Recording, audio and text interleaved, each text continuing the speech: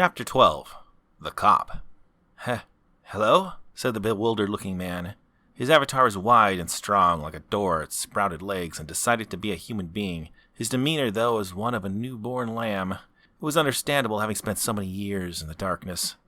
As he staggered, Sarah quickly leapt to his side to keep him upright. She eased him down on one of the 3 leather chairs in the otherwise white and empty simulation.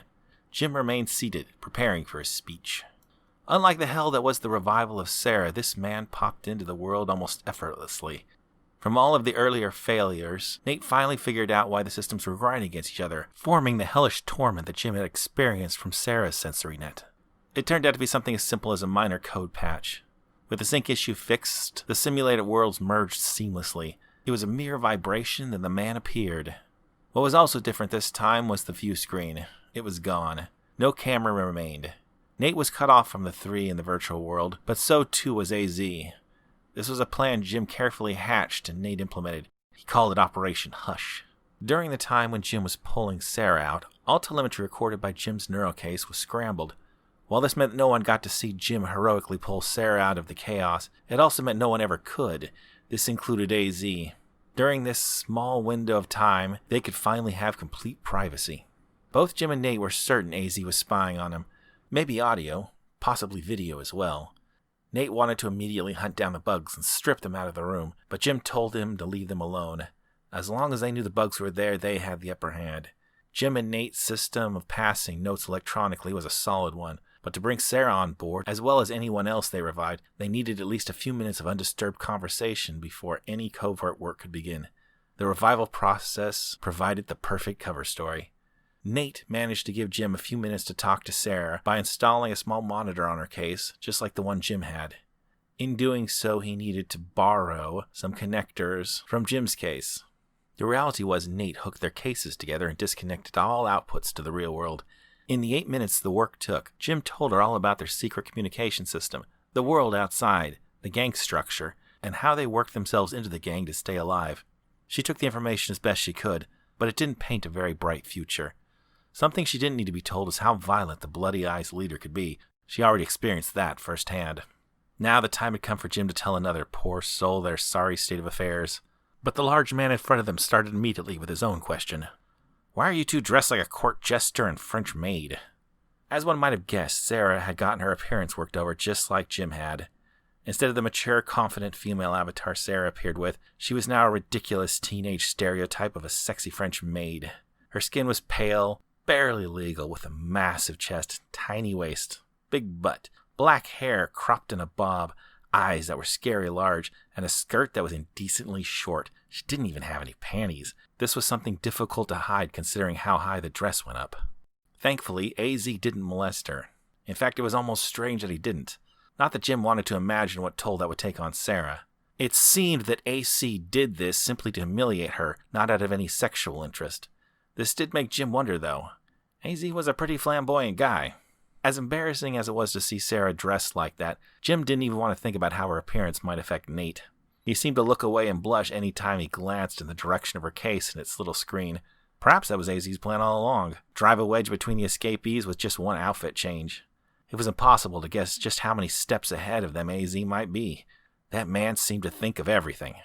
I have many things to tell you and very little time to do so, said Jim as he motioned to the countdown timer that floated in the air to their left. With that, Jim divulged the whole sordid tale of their current woes and the villains that dominated their existence. The man took all of this in with impressive focus. Not a single word Jim said seemed to pass by this man. Jim got the feeling just from speaking to him that this man was used to being in control of the situation. As Jim finished, he looked at the countdown timer. It said 3 minutes and 24 seconds. That's all the facts. We will have to communicate secretly. Nate will handle that. If there's something you want to say it right now before we're back to being watched.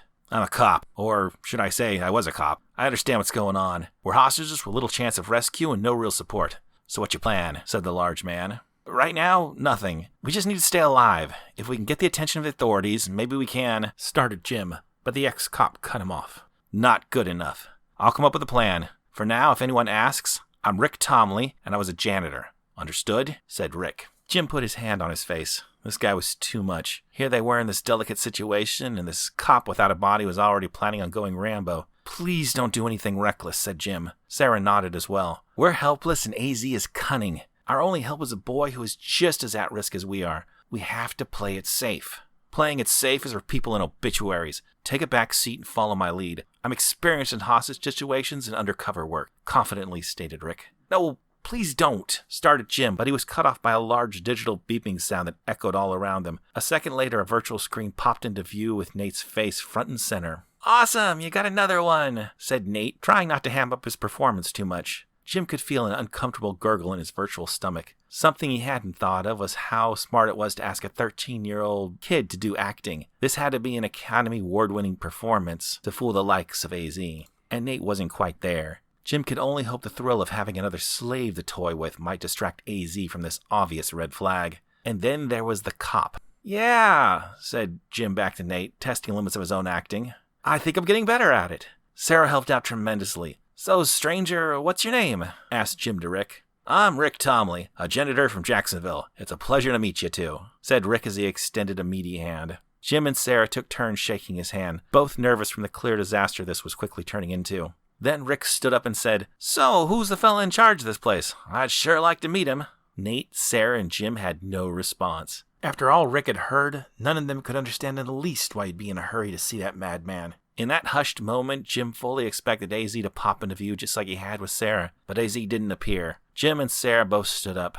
I don't think you want to disturb AZ. He might be busy doing other things. Important things, said Jim as his eyes darted between Rick and the camera just over the floating screen. Jim glared at Rick, but the cop's expression remained bright and unwavering. Sarah likewise added, I don't think that's a good idea. Oh, I'm certain he can spare a few moments. I'd just like to have a friendly chat with him, said Rick. Then he looked at Nate on the view screen and said, Hey, son, how about you fetch the boss for me? Nate's eyes moved over to the side of the camera view, and Jim could tell Nate was looking to him for an answer. Jim just gave a little shrug. If this cop wanted to go commit immediate suicide, that was his choice. It's okay, Nate, said Jim reluctantly. Okay, Rick, I'll go get him, said Nate, and he quickly left the room. Rick, you should really leave AZ alone. It's best to only speak when spoken to, insisted Jim. But Rick was a wall. He confidently ignored Jim, steadfast in whatever scheme he had in mind. Sarah slid to the side of Jim and whispered, You've got to stop him. He's going to get killed. Jim whispered back, I know, but there's nothing I can do. We can't get caught in the middle of this. After a second, Jim also added, Also, whispering isn't as quiet in here as it is out there. Jim motioned with his eyes at the camera and the floating screen. He needed Sarah to know that AZ could overhear their whispers just as easily as a shout. The only real private messages they had were the text ones, using Nate's covert messaging system. She seemed to acknowledge what he meant and stepped back a bit. It didn't take long for someone to appear, but that someone was Frankie, not AZ. Nate was just behind him. The stoic black man looked down at the table full of cases and said, Which one? Nate pointed off to the left of the camera. But I haven't put a camera screen on his case yet. He can only hear and speak, said Nate. While that was true, Jim could tell Nate was hoping to stall Rick a bit so Jim could talk him out of his crazy plans. Frankie just shrugged and said, That's enough. Then he leaned over and picked up the case off to Jim's left. Doing so caused the cables to come into view for a moment, before nearly yanking Jim and Sarah's attached cases off the table. The view on the floating screen in the white room spun around to face a nearby wall. Wait a second, said Nate from out of view as he scrambled to unhook all the cases. Instantly, Rick and Sarah vanished from the white room. Jim could hear Nate's small steps follow out Frankie as he exited the room with Rick's neural enclosure in hand. Jim was alone in the white room. He slumped back in his leather chair, defeated. As he did, the bells at the end of his hat and shoes rang out. 2 empty chairs sat before him, Sarah's to the left and Rick's to the right. Jim pulled the right chair closer to him with the end of his foot, then kicked it over, imagining Rick was still in it. The simulated chair landed with a loud crash, but did little to make Jim feel better. What damage was that pushy cop going to do to their future? What kind of egotistical monster did they just release? And how did he get so lucky with the first revival and so unlucky with the second? It'll be okay, said a tinny feminine voice through the floating screen. All Jim could see was a wall just a few inches away. It was likely Sarah's case was spun around as well, but he could still hear her, and while AZ might have screwed with her appearance, he didn't change her voice. It was a good voice to hear in times like these. It has to be, replied Jim.